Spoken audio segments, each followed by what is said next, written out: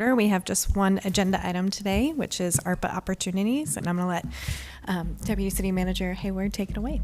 Thank you, members of the committee. As you know, at a prior meeting, there were a number of recommendations made to the council in terms of prioritization of remaining ARPA dollars. Lou Bonpane is going to start us off with an introduction just to remind you of the larger strategy in allocating our allocation, and then he'll be followed. The two areas of priority for this committee were stormwater and solar investments. So Megan Anderson and Wayne Miles will be joining for more detailed discussions as we go through the meeting. Okay, thank you, Tansy. Members of the committee, as Deputy City Manager said, we're going over the American Rescue Plan Act allocations. Just as a reminder for the committee, Raleigh was awarded a total of $72.3 million in direct funding from the federal government. Staff had previously presented a phased approach to council and how to allocate those funds. And just as a reminder, all of the funds that we've received, we must obligate those funds. The deadline to do so, December 31st, 2024, and then we must fully expend them by the deadline of December 31st, 2026. So we have some time in front of us. Prior funding allocations shown here on this table: $13 million for community health, $7.6 million for economic recovery, $2.0 million for public safety initiatives, and so on. The remaining funding to be allocated, $30.5 million. And then also, as a reminder, there at the bottom of the slide, this includes two positions that council authorized to help oversee the federal grant compliance requirements that are imposed on the city.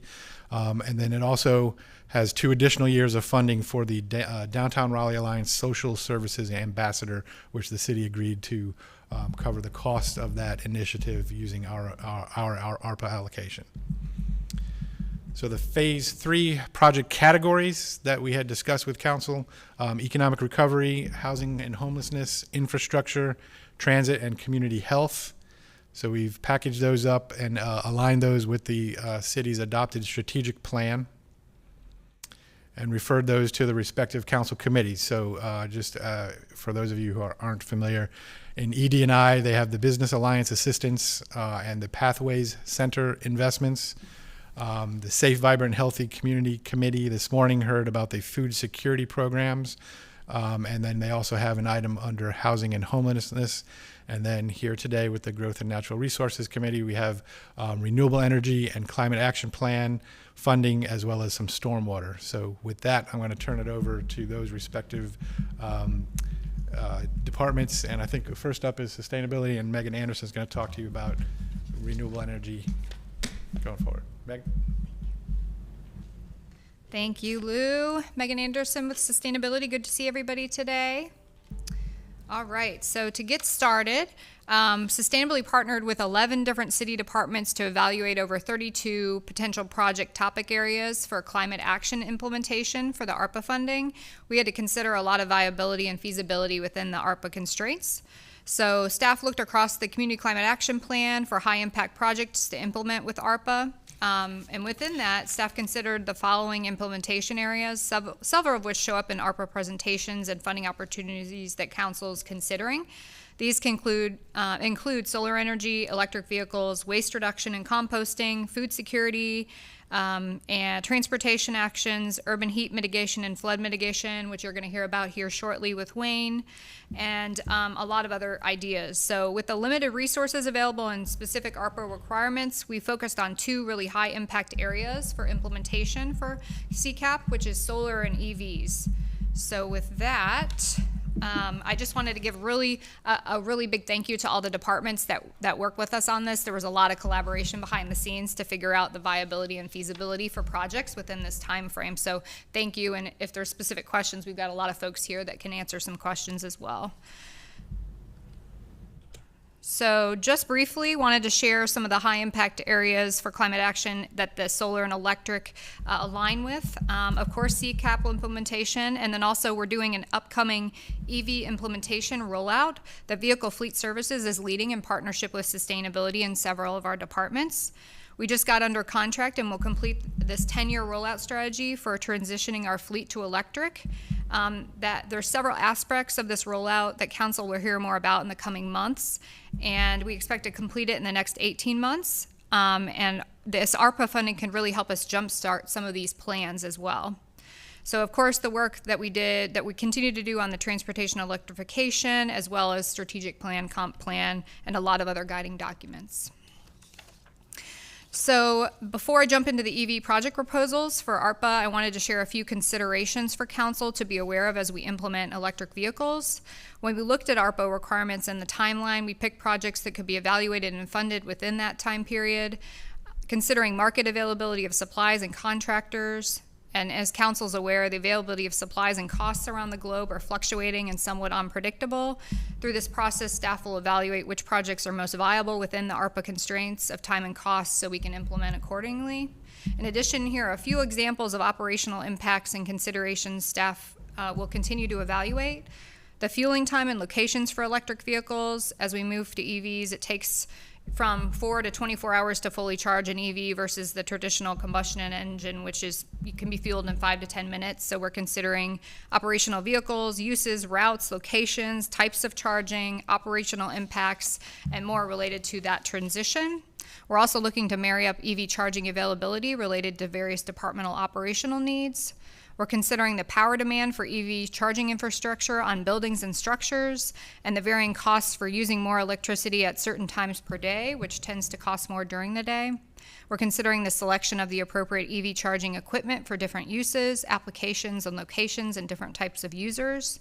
We're considering how to track, manage, and budget electricity as a fuel, and the various other technology considerations, which also includes hardware and software considerations. So of the $3 million, staff's proposing $1 million to be used for EV implementation. I already mentioned the EV implementation rollout that will be completed in the next 18 months. This is already budgeted for, and again, will help us implement some of these projects. So for transitioning our fleet to EVs, we propose $400,000. We also need to install the associated EV chargers and infrastructure for those vehicles. We propose $250,000 for that. We also want to implement public-facing EV charging at our city public-facing facilities for $150,000. And pictured here on this slide is an example of an arc beam. This is a solar-powered mobile EV charging station. This is a pretty innovative technology that we would like to pilot. These EV stations in various locations this will help us not have to do the expensive trenching and electrical hookups for those locations, and it can provide a lot of other co-benefits related to the solar energy. So we proposed $200,000 to pilot a few of them around the city, and we were able to move those around from time to time to pilot different locations. And as a note, staff's currently looking at another grant for those as well. So if we're able to get that grant, then we would move that money into the other implementation areas to continue our work. All right. So with that, moving on to considerations for solar implementation. So as we mentioned previously, there's a few things to think about when we're thinking about implementing solar. One big note is when you're looking to install solar on existing facilities or sites, there's a lot of solar feasibility evaluations for existing facilities will be needed.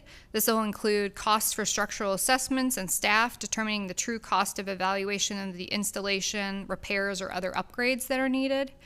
As mentioned with the EVs, the market availability of supplies and contractors and the global fluctuation of costs will come into play with solar installations as well. So we'll continue to evaluate the viability within the ARPA constraints as we go forward. Another item of note is working with the utilities. There are specific considerations in working with Duke Energy related to legal procurement requirements and limits on capacity and timing that we'll evaluate. In addition, as we do the feasibility evaluations for structures, there may be some costs to repair or make updates to an existing facility prior to solar installation. This could include roof replacements or internal structural updates to the electrical capacity in the buildings. There may also be other potential considerations related to temporarily powering down a facility and relocating staff and operations for installational purposes. So with that, we propose $2 million for solar projects. One is the BRT bus shelter canopies. So we'd like to implement 19 bus canopies with solar. Sustainability is partnering with Transit on this idea. We'd be really excited to make the new BRT shelter solar. It'd be a great community visibility and educational opportunity, as well as cut down a lot of operational costs and give more flexibility for charging amenities at those shelters. We'd like to fund the Solarize Raleigh community campaign to create a solar subsidy for low to middle income solar installations in the Raleigh community at $50,000. Council received an update on that in the city manager's update this last Friday, where you can get a lot more detailed information about what that program would look like. It's a regional partnership between TJ Cog and several local governments to make solar more accessible across the community. We also want to look at solar powered and mobile device Wi-Fi charging picnic tables. So on the slide you see a picture of an example of that as well. So Sustainability is partnering with IT and Parks, Recreational, Cultural Resources to identify 4 locations to pilot these solar powered picnic tables, which will also provide the benefit of Wi-Fi and charging your phone or device. This is an exciting pilot from an accessibility and resilience perspective, and it will provide a good community member benefit to clean energy, as well as the other amenities in those parks as well. So lastly, staff will conduct solar feasibility evaluations for existing facilities and sites, which will include structural assessments and evaluations. So first, staff propose an evaluation for a future solar farm on the closed Wilders Grove landfill. Within the ARPA constraints, we wouldn't actually be able to complete that project, but we would like to do a feasibility analysis to see if that's a viable project. And pretty exciting, there's only one other in the state right now that's underway, so we'd be the second if depending on the timing there, and we're looking closely at that. That's in Buncombe County right now where they're working on that. Obviously it happens around the country, but North Carolina, it's still kind of a new thing to figure out there as well. And then next, staff will look at viable city facilities and sites for rooftop solar and solar canopy arrays. So the funding will be used for the needed evaluations and structural assessments, and then also to implement on sites that we find that are viable during that time. All right, so lastly, these are just some general timelines that give council an idea on the timeline within the ARPA deadlines that these various projects could be implemented. And I won't go over each of them in detail, but if you have any questions, this is my last slide here on these as well.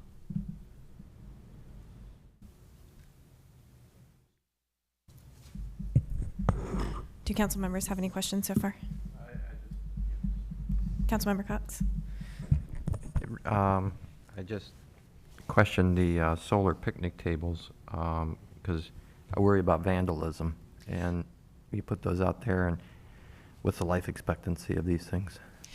That's a great question. We were asking the same, and staff have done some discussions with some other cities that have implemented them, and they were actually looking for specific locations, considering things like that where they'd be visible enough, they'd be closed. And I can't speak to it as well as some of the project managers that have been evaluating the locations, but staff is considering that as part of where they're going to put them in the best locations with that in mind. Okay, so I guess we can kind of look at this as a pilot project, really, and evaluate it. So, yes, okay. Yeah, piloting about 4 in different locations and then see how they go. Okay.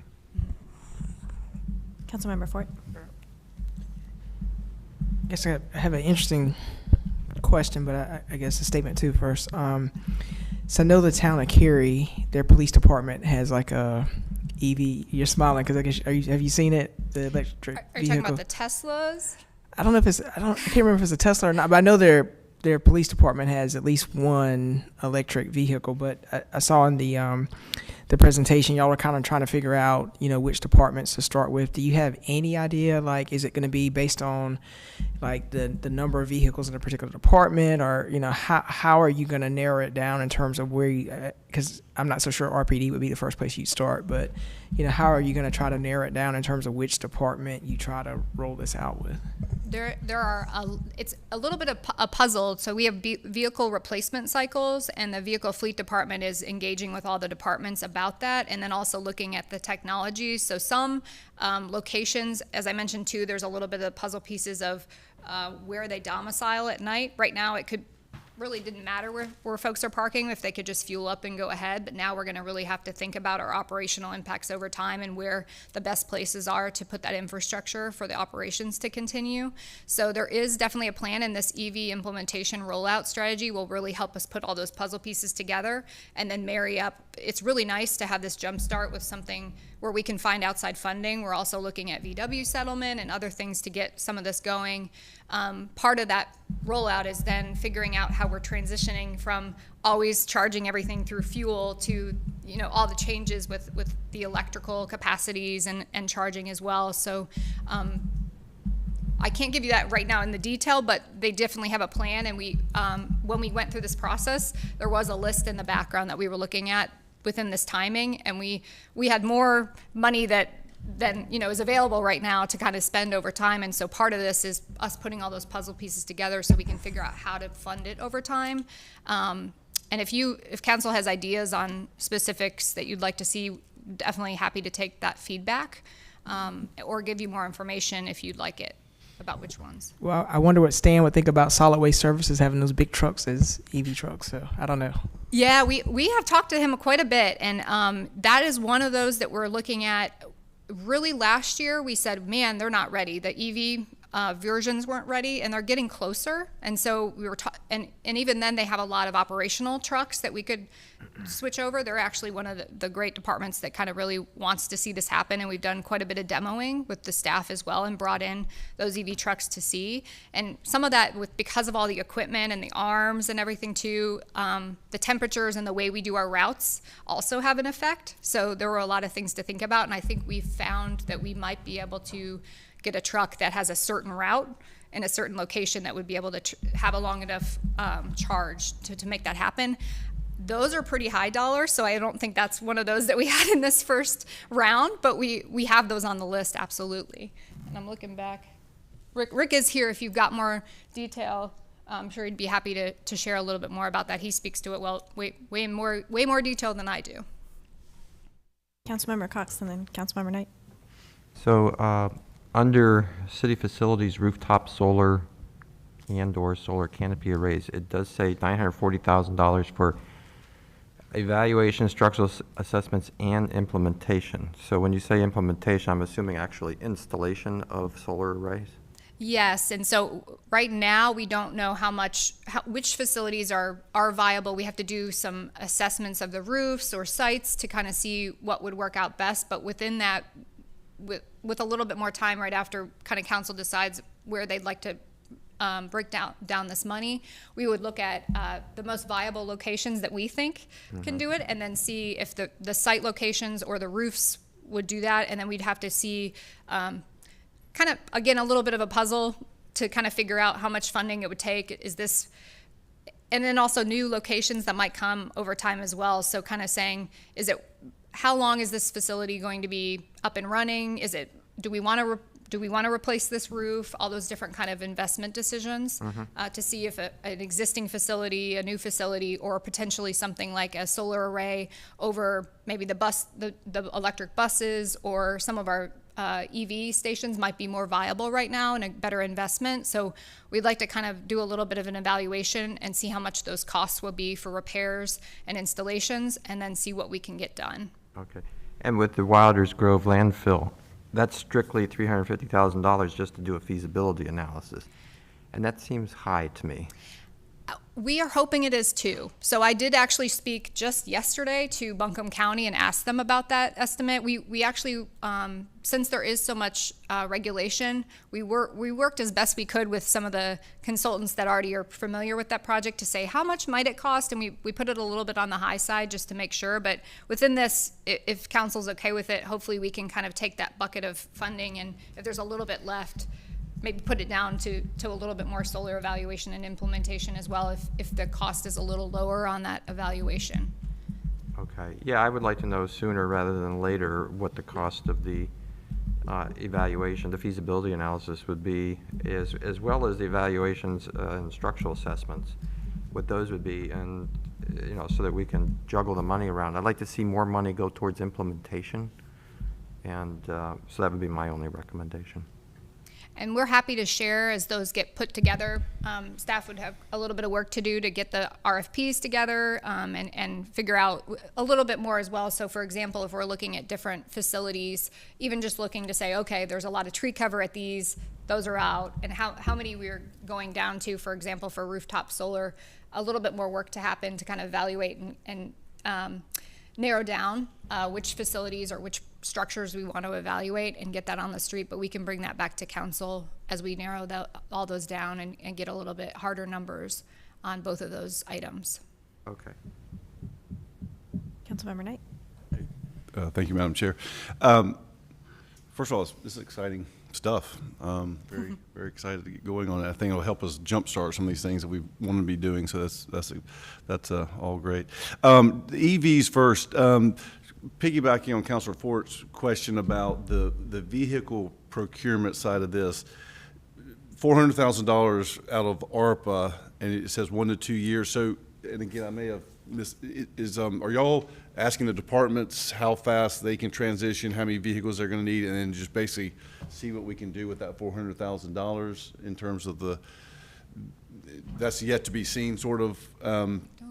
Sure, and Rick is wonderful. I don't know, some of you I think have met him already, working on EV transitions across the country, so we're really lucky to have him. He might be able to speak to that a little bit more on where he's at, because he was the one that gave us that number and kind of did all the number crunching. So just behind the scenes. rest of this is basically infrastructure, starting to get our infrastructure in place, both on the public side as well as the, I guess, private side. But then talk to me a little bit about the vehicle side of it. Yeah, thank you very much. My name's Rick Longabart.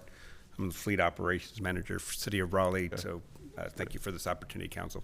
So to put a little in perspective so you understand the complexity of why it would take 1 to 2 years is, one, we have to do equipment replacements analysis of our entire inventory to determine what's the most viable vehicles and what's readily available today. It takes a little bit to get vehicles deployed, for a couple of reasons. One is the supply chain. Two is the availability. Even though we all watch TV and we see vehicles that are marketed, they're not readily available. There's a multitude of vehicles that are ready for prime time. A lot of them are just becoming available today. But more importantly is we need to build the infrastructure first. That takes a while.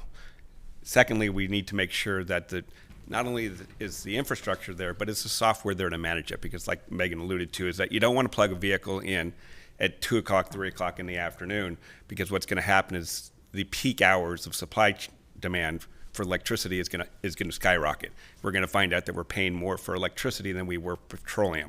So technology needs to engage and say that even though the vehicle's plugged in at 2 o'clock, 3 o'clock in the afternoon, it doesn't actually charge until 8 o'clock in the evening. So there's a lot of moving parts. One is supply chain vehicles, what vehicles are more readily available, which ones make sense, where they domicile. What we found is that a lot of vehicles don't actually park in city facilities.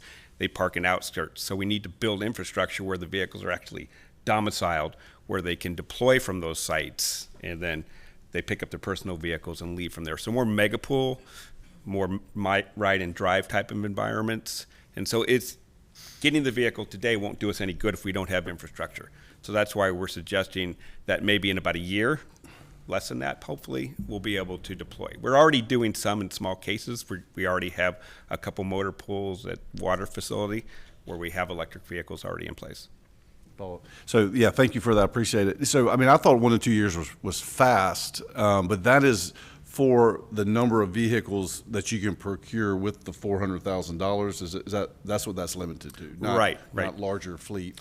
Right, and you have to remember with respect to pricing, if we compare that to a conventional petroleum vehicle, an electric vehicle costs about 20 to 30% more. So therefore, although $400,000 may seem like it's a lot of money, it's not going to buy us a lot of vehicles at first. So we're going to phase this over the course of 10 years, and rightfully so, because a lot of vehicles aren't ready. Like you mentioned, refuge vehicles. Refuge vehicles are a great opportunity, but when you look at the amount of routes they pick up on a daily basis, they pick up about 1,400 homes a day. The conventional electric vehicle that's out available today does about 500 pickups. So there's a big delta in how we're going to get there. So it's easy to start with low-hanging fruit that are readily available and already have proven track records.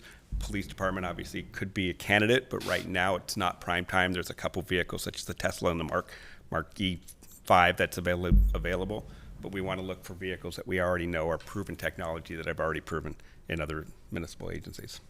Great, thank you. Appreciate it, Rick. And then to solar.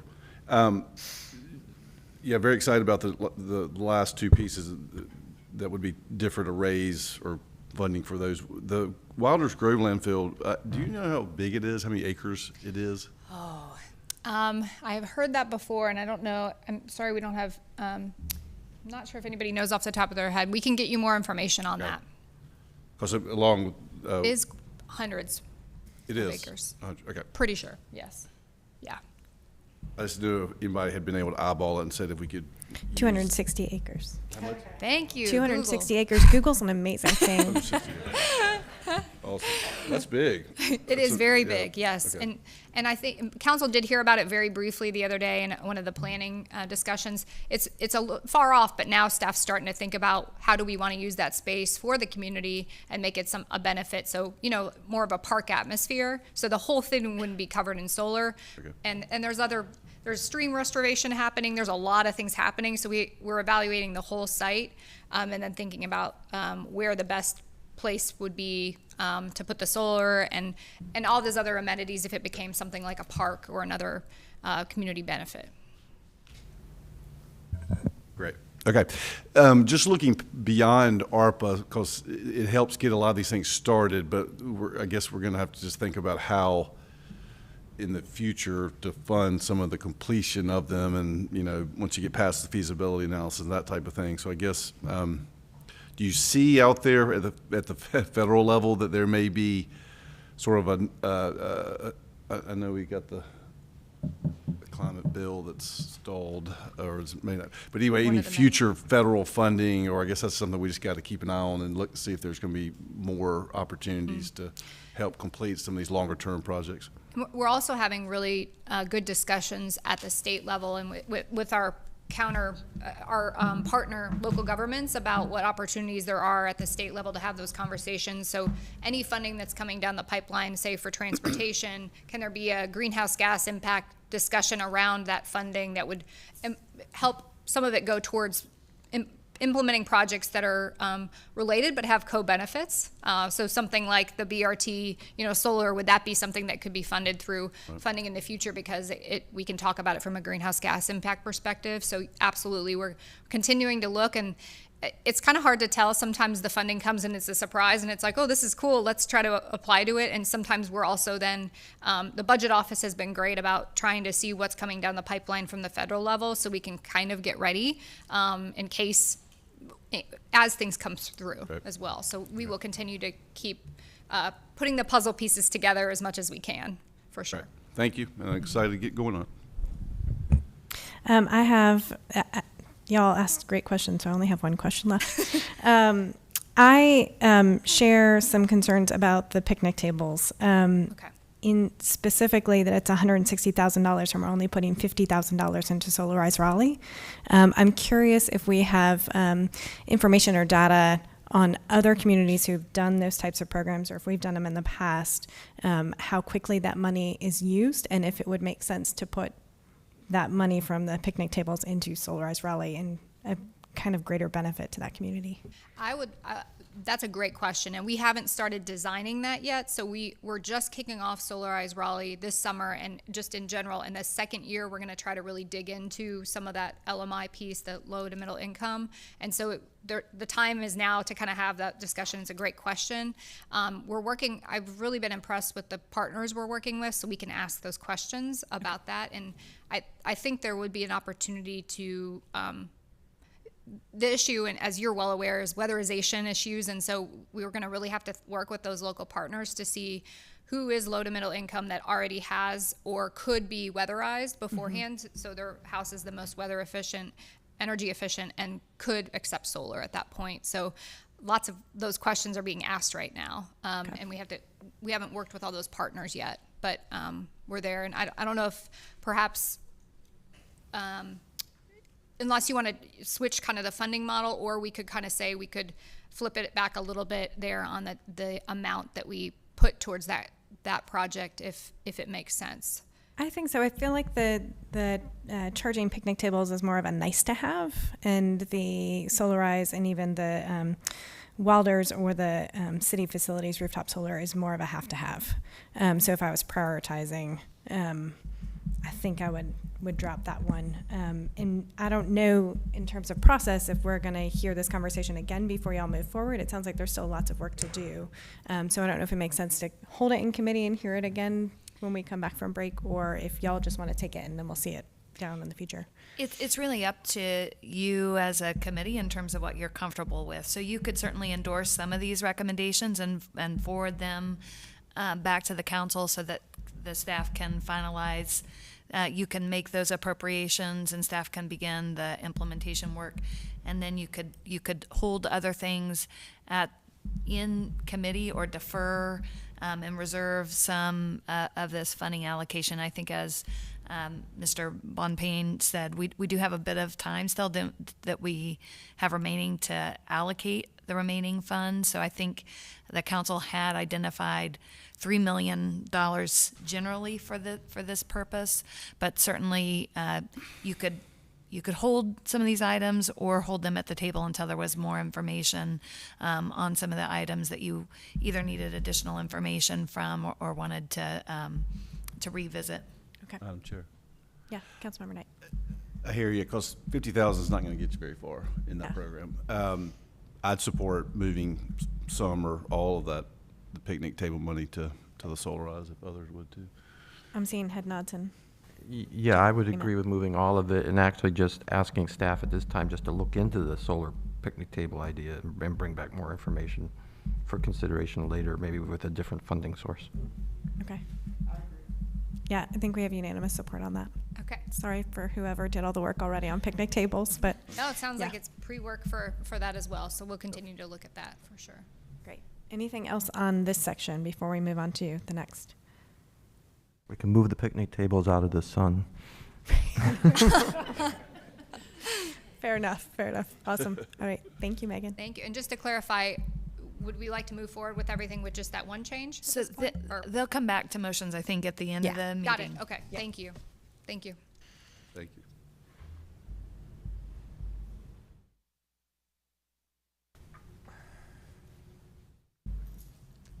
Good afternoon, Mayor Pro Tem Stewart, council members of the GNR committee. Thank you very much for the opportunity to come before you today to talk about stormwater. I'm Wayne Miles, the Stormwater Program Manager in Engineering Services, and very much appreciate the opportunity to propose several projects related to stormwater. Thought it would be helpful to do a very quick review of our mission because I think it fits very well with our proposal. Stormwater's mission is to manage stormwater to preserve and protect life, support healthy natural resources, and complement sustainable growth for the community. And consistent with the vision that we presented to you all back in November of 2020, our goal is to be the smartest stormwater program possible to economically and equitably achieve our mission. In short, to be stormwater smart. And we think that this proposal would very much help us to accelerate us meeting that and achieving that vision. The goals we've put together for the ARPA projects we've selected to propose for you are first, to mitigate stormwater impacts in disproportionately impacted and vulnerable communities, focus on projects that benefit public safety and the environment through green applications, projects where we can collaborate with other city departments and initiatives to multiply the overall benefits. And lastly, and importantly, must be delivered within the ARPA funding guidelines. We've proposed 5 projects. Here's a summary table that we believe best fit all of those goals and criteria that I just described. And I'm going to go through each of these in a little bit more detail, but the total proposed cost is $3 million amongst these 5 projects. All of these projects will benefit disproportionately impacted communities and all have very strong opportunities for collaboration with other city departments to achieve the additional benefits as I'd mentioned. One criteria I mentioned for selecting these projects was focusing on disproportionately impacted areas. This map is color-coded and represents, based on Wake County's Community Vulnerability Index, the red being the most vulnerable communities. We overlaid this on our CIP when we were looking at projects to propose. And the first three projects I think fit very well within, as you can see, highly impacted areas. The Rose Lane improvements, the Worthdale Park improvements, and the Lions Park Green Stormwater Infrastructure retrofit improvements. Let me touch on each of those. The other two projects are more programmatic and wider spread in their benefits, and I'll talk about those in a moment too. The Rose Lane project will provide access to a vulnerable community. This is a community that only has one way in and one way out, and Rose Lane goes over Walnut Creek, and that bridge is subject to fairly frequent flooding, up to once or twice a year, and it's happened a number of occasions. This is a challenging project because we either need to upgrade that bridge significantly without having any upstream flooding impacts, or we need to completely find a new access point for that community. So we have done some early study work. The cost looks like it's in the range of $10 to $12 million, which would be by far the largest project that Stormwater has ever funded. The other challenge is that we're seeking funding, other funding sources for this project. It does not meet traditional FEMA and federal flooding guidelines because the houses themselves do not flood. It's the access, which is a difficult issue because it's an equity issue. Every time the street floods, folks can't get in and out of their houses. They can't get to their jobs. So the proposal that we are making is to get this project under design while we continue seeking additional grant funding, with the other option being the revenue bond that we're planning for FY25, which would fund the construction of this project. So this project, the proposal is for the design work to get underway. The second project we're proposing is in Worthdale Park, which is in southeast Raleigh, adjacent to Walnut Creek. And there are some tributaries to Walnut Creek that run through Worthdale Park that has very severe erosion. We have just started the design of this work, so the proposed cost of this project would fund the construction and allow us to accelerate that construction versus our current CIP. So this would provide some significant water quality benefits to Walnut Creek in terms of sediment reduction, and offer opportunities in this park area for good educational opportunities related to water quality benefits as well. The third project is in the Lions Park area, which is inside the Beltline in northeast Raleigh. This is an older park that was developed originally back in the 60s, and so does not have any stormwater controls, but as you might imagine, has a good bit of impervious area. There's a basketball court, tennis courts, as well as a community center, which did receive some recent upgrades. But the proposed project would allow us to retrofit this park, add some green stormwater infrastructure that would provide water quality benefits in this tributary, Bridges Branch tributary, which then flows into Crabtree Creek.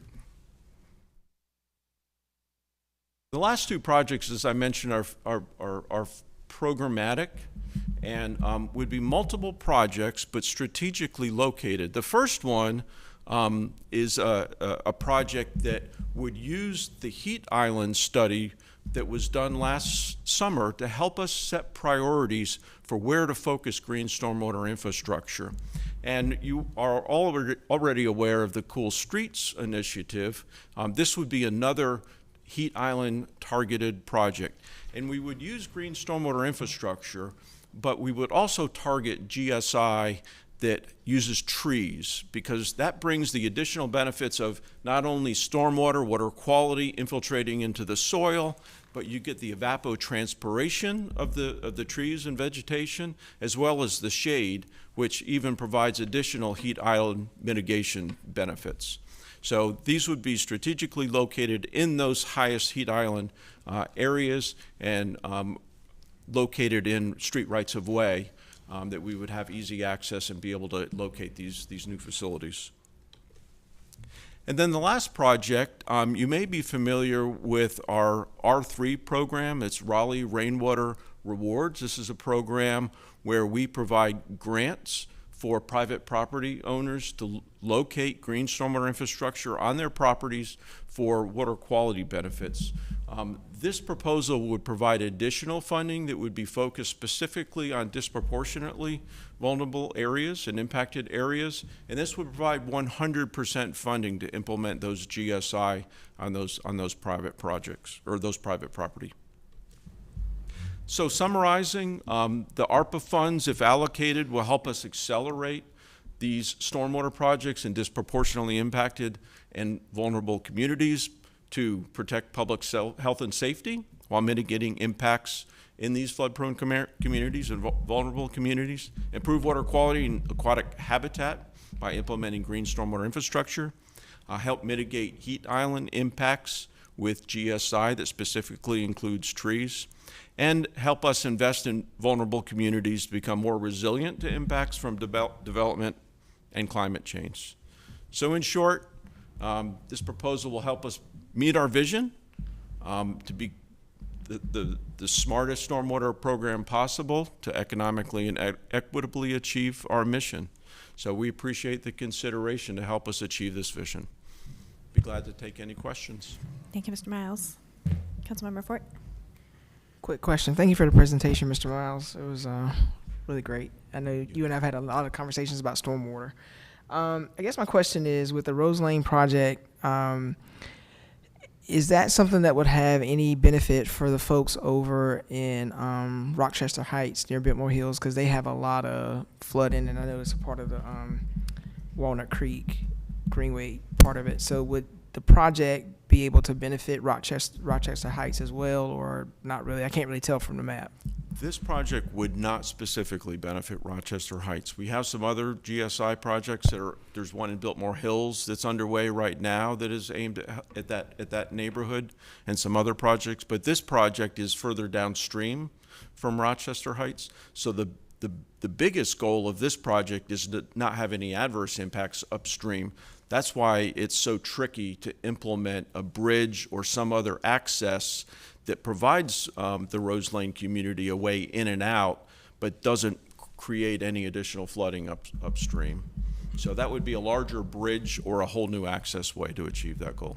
Okay, thank you. Council members have any other questions?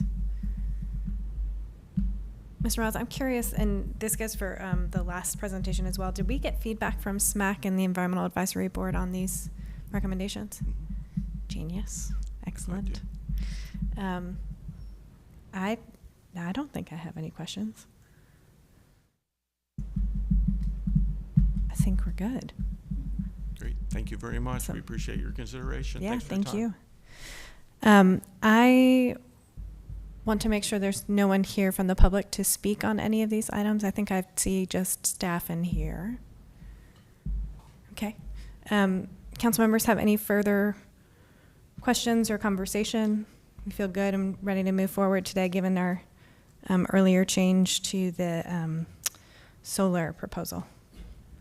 Then I will entertain a motion. Councilmember Fort has moved. Yes, I have moved to adopt everything. Councilmember Knight seconded. All in favor? So just to clarify, your recommendation is to advance the staff recommendation with the exception of redirecting funding for the solar picnic tables to the low and middle income program. Right. I'll Correct. second your motion, Tansy. Yes. And we will report that back out to council in full. Make sure it's from the solar picnic tables to solarize Raleigh project. That's correct. We'll phrase it that way in the recommendation. Great. Okay. All right. Motion has been made and properly seconded. All in favor? Aye. All right. Passes unanimously. And we have no further business unless anybody else has anything. All right. Meeting adjourned.